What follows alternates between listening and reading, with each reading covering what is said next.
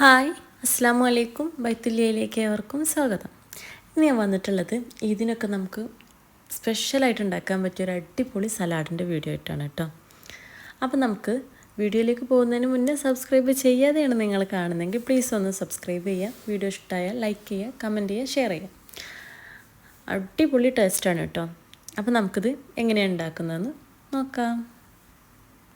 ഇതിനായിട്ട് ആദ്യം നമുക്ക് സേമിയ ഒന്ന് നെയ്യിൽ വറുത്തെടുക്കണം. അതിനായിട്ട് നമ്മൾ സേമിയ ഇതേപോലെ ചെറിയതായിട്ട് പീസാക്കി എടുക്കാം.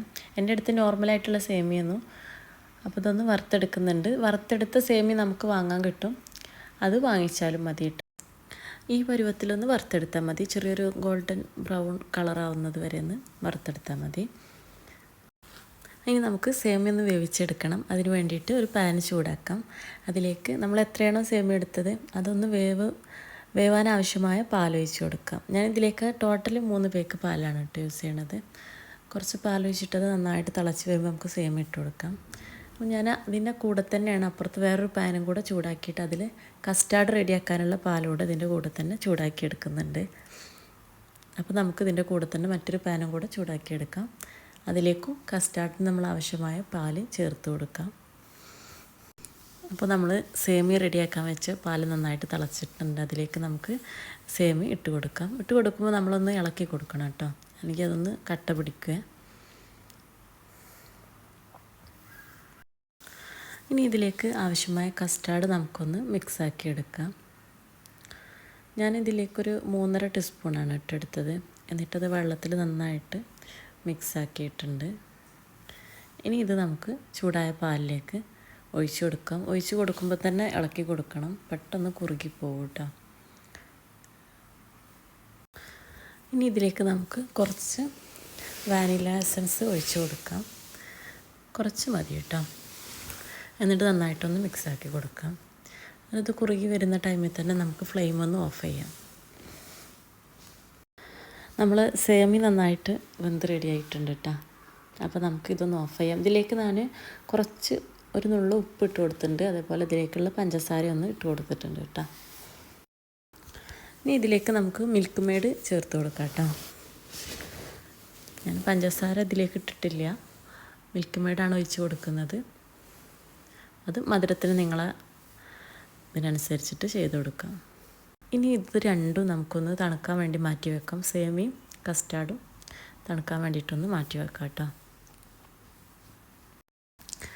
ഇതിലേക്ക് ആവശ്യമായ ഫ്രൂട്ട്സ് ഞാൻ കട്ടാക്കി വെച്ചിട്ടുണ്ടായിരുന്നു കേട്ടോ. ഇതൊക്കെ നമുക്ക് ഏത് ഫ്രൂട്ട്സ് വേണമെങ്കിലും ആഡാക്കാം. ഞാനിവിടെ ഉറുമാമ്പഴവും ആപ്പിളും നേന്ത്രപ്പഴമാണ് കേട്ടോ ചേർക്കുന്നത്.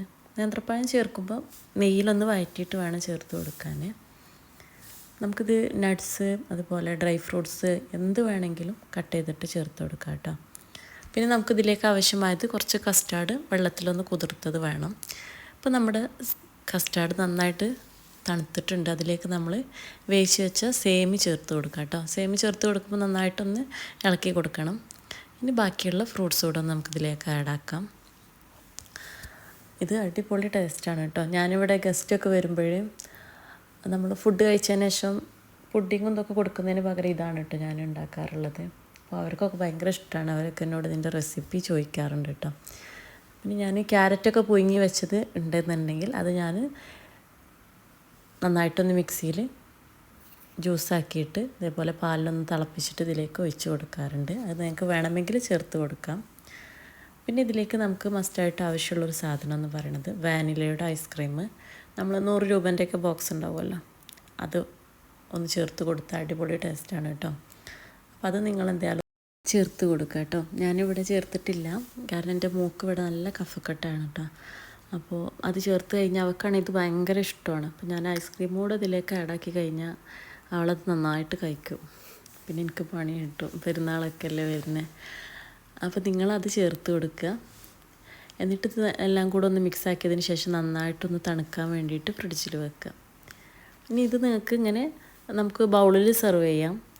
നമ്മൾ ഫ്രൂട്ട് സലാഡൊക്കെ കഴിക്കുന്ന പോലെ കഴിക്കാം. ഇനി ഇത് കുറച്ച് ലൂസായിട്ടാണ് വേണമെങ്കിൽ തണുത്ത പാല് കുറച്ച് ഒഴിച്ച് കൊടുത്തിട്ടൊന്ന് ലൂസാക്കി കൊടുത്താൽ മതി കേട്ടോ. കാരണം കസ്റ്റാർഡ് ആയതുകൊണ്ട് ഇത് തണുക്കും തോറും ഒന്ന് കുറുകി വരും. അപ്പോൾ ഇതുപോലെ ഒന്ന് പാലൊഴിച്ചിട്ടൊന്ന് ലൂസാക്കി കൊടുത്താൽ മതി.